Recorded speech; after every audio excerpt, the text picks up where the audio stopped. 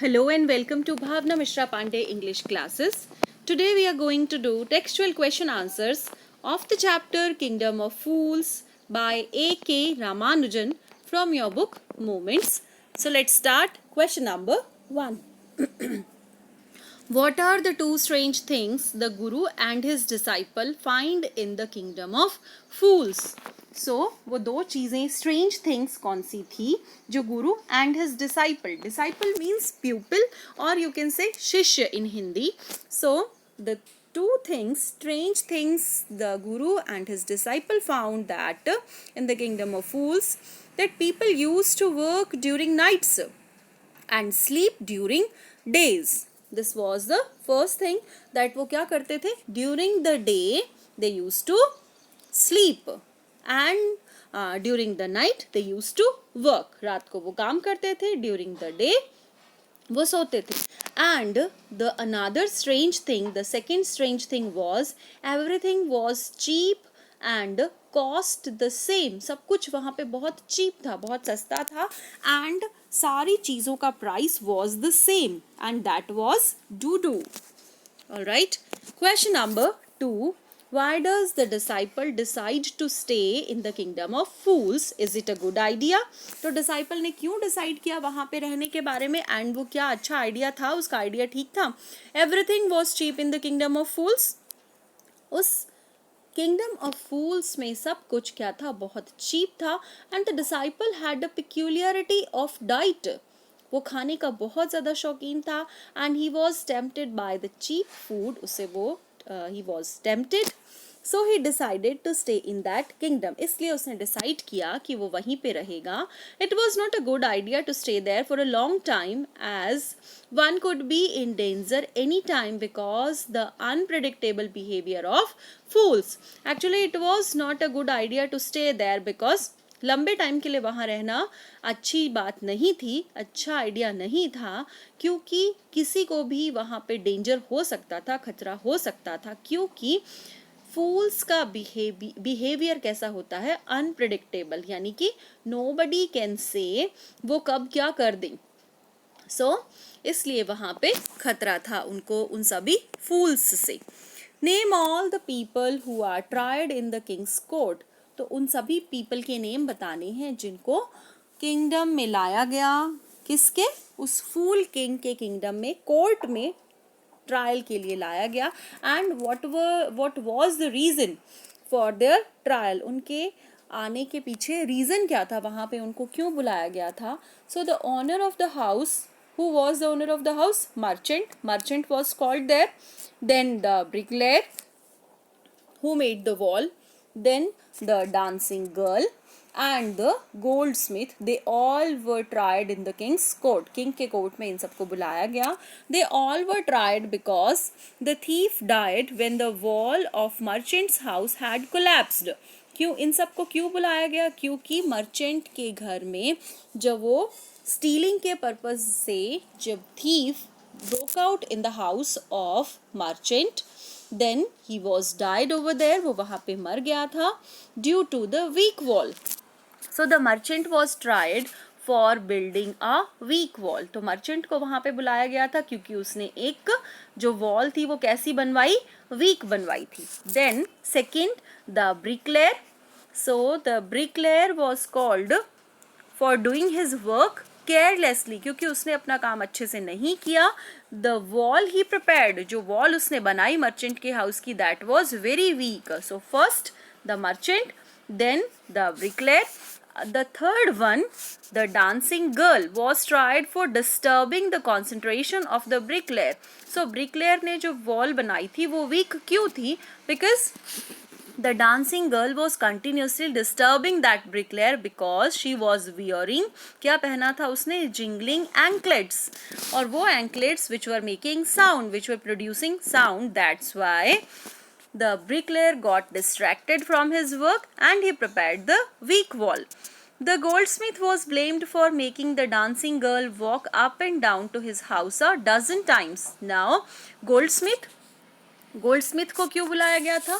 He was blamed. उस पर क्या दोष था कि उसने उन डांसिंग गर्ल को so many times अपने घर पे बुलाया था इसलिए वो डांसिंग गर्ल बार बार वहां पे आ रही थी and due to that dancing girl bricklayer का कंसंट्रेशन ब्रेक हुआ एंड कंसंट्रेशन ब्रेक होने की वजह से ही prepared a weak wall and because of that weak wall the thief died. This was the story. Now, next question, question number 4. Who is the real culprit according to the king? Why does he escape punishment? So, real culprit कौन था king के हिसाब से? Culprit means दोषी इस चीज का. कौन था? हाँ, why does he escape punishment? और उसको वो punishment से कैसे बच पाया? So, the merchant's dead father was held responsible for making the wall weak. So, merchant के जो फादर थे he was died actually, so he was responsible, वो रिस्पॉन्सिबल थे वीक वॉल बनवाने के. But according to the king the rich merchant was the real culprit. लेकिन king ने किसको कल्प्रिट बताया? According to the king now the merchant was the real culprit. क्यों उसने ऐसा बोला कि मर्चेंट रियल कल्प्रिट है? Because he said that he had inherited both since and riches of his father. Now father is no more here in this world. Father यहाँ पे है नहीं, लेकिन अपने फादर की जितनी भी रिचेस थी, रिचेस मतलब वेल्थ, जितनी भी उसके पास प्रॉपर्टी, गोल्ड एंड एवरीथिंग, जो भी उसके पास धन वगैरह जो कुछ भी था, वो किसने लिया? मर्चेंट ने. बट ऑब्वियस, एंड उसके जो पाप थे वो भी अब किसके सिर पे आएंगे? मर्चेंट के. दैट्स वाई किसको कल्प्रिट ठहराया गया? रिच मर्चेंट को. He escaped the punishment because he was too thin to fit the stake. अब वो इसलिए बच पाया क्योंकि उसने उस पनिशमेंट से इसलिए बचा क्योंकि वो बहुत दुबला पतला था. एंड जो स्टेक बनवाया गया था, स्टेक मीन्स जो सूली बनवाई गई थी जिस पे उसको चढ़ाया जाना था, वो क्या था? वो जो फंदा था वो बहुत मोटा था एंड उसमें ये जो रिच मर्चेंट था वो पूरा नहीं आ रहा था, इसलिए वो पनिशमेंट से बच गया. It's a very interesting story students. So previous video में मैंने सारी स्टोरी को डिटेल से समझाया है, तो आप वो एक बार देख लीजिएगा. Now next question, what are the guru's words of wisdom? क्या words थे गुरु के? When does the disciple remember them? अब डिसाइपल को वो सारी बातें गुरु की जो विजडम से भरी हुई, बुद्धिमता से भरी हुई, विट से भरी हुई जो बातें थी, वो कब याद आई? So the guru was full of wisdom and knew well that the unpredictable behavior of the fools could create danger anytime. गुरु जो था वो बहुत ज़्यादा क्या था? फुल ऑफ विजडम, मतलब बहुत ज़्यादा विटी था, बहुत ज़्यादा बुद्धिमान था एंड वो जानता था कि जो फूल्स हैं उनके बिहेवियर को समझ पाना बहुत मुश्किल है. They are unpredictable means they can do anything any time. वो कुछ भी कभी भी कर सकते हैं. That's why it's very risky to stay with them and they can create danger any time. वो कभी भी डेंजर क्रिएट कर सकते हैं. So the Guru's words were, they are all fools. और गुरु के words क्या थे उस kingdom of fools के people के लिए? They are all fools. ये सब मूर्ख हैं. This won't last very long and you can't tell what they will do to you next. क्या थे गुरु के word कि ये सारे फूल हैं and this won't last very long. ये बहुत लंबे टाइम तक नहीं चलेगा. What? The arrangement made there. क्या अरेंजमेंट था वहाँ पे? That they will sleep during the day and they will work during the night. वो क्या करेंगे?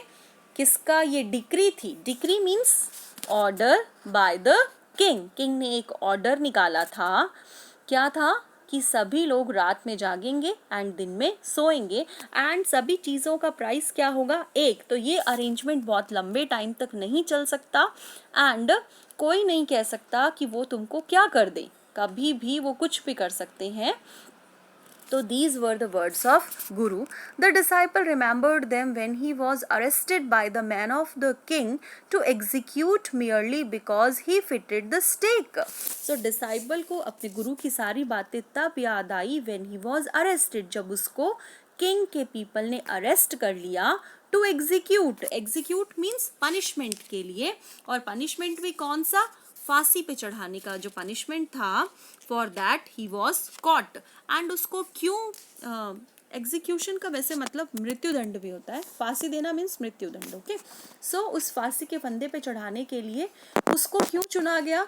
Because he fitted the stake, क्योंकि एक वो था जो कि फंदे में फिट हो रहा था, because he at a lot, वो बहुत लंबे टाइम तक उसने बहुत सारा खाया, एंड ही गॉट फैटी, वो बहुत ज़्यादा फैटी हो गया था, एंड वो जो सूली बना रखी थी, जो स्टेक बना रखा था, जो फंदा बना रखा था, उसमें वो फिट हो रहा था। It was because of the Guru's words of wisdom that the execution was postponed. And गुरु की वजह से वो जो एग्जीक्यूशन था, वो जो मृत्युदंड दिया जाना था, जो फांसी दी जानी थी, वो क्या हो गई? पोस्टपोन हो गई। Next question is, how does the Guru manage to save his disciples' life? Very important question. तो कैसे गुरु ने मैनेज किया कि वो अपने, मतलब कैसे उसने क्या किया उस गुरु ने कि वो अपने डिसाइपल की लाइफ को बचा लिया उसने? The guru arrived on time to save his disciple and created a drama. So what was that drama? Guru time पे पहुंच गए एंड उन्होंने एक ड्रामा क्रिएट किया। What was that? He told the king that it was not an ordinary stake and whoever want to went to the stake first would become the king in the next life. So what did the guru say? Guru said that ये जो stake है, ये जो फंदा है फांसी का, it's not ordinary, ये simple नहीं है, it's very special, because whoever went to the stake first, जो कोई भी इस स्टेक पे, इस फांसी पे सबसे पहले चढ़ेगा, फर्स्ट सबसे पहले चढ़ेगा, नेक्स्ट लाइफ में वो क्या बनेगा? किंग बनेगा। The second to die would become his minister, और सेकेंड उसके बाद नेक्स्ट टर्न में जो भी इस फंदे पे चढ़ेगा वो क्या बनेगा? would become his minister, और वो उसका मंत्री बनेगा। The king wanted to avail himself of the opportunity and the king do not want to lose this opportunity, वो नहीं चाहता था कि वो उस अपॉर्चुनिटी को खोए। So the guru and his disciple were released in this way, Guru and उसके डिसाइपल को वहां से रिलीज कर दिया गया। Thus the guru managed to save his disciples life, इस तरह से गुरु ने अपने डिसाइपल की लाइफ को बचा लिया। So students, in the next video we will discuss all the additional question answers that will be helpful for you in your exams. So thank you.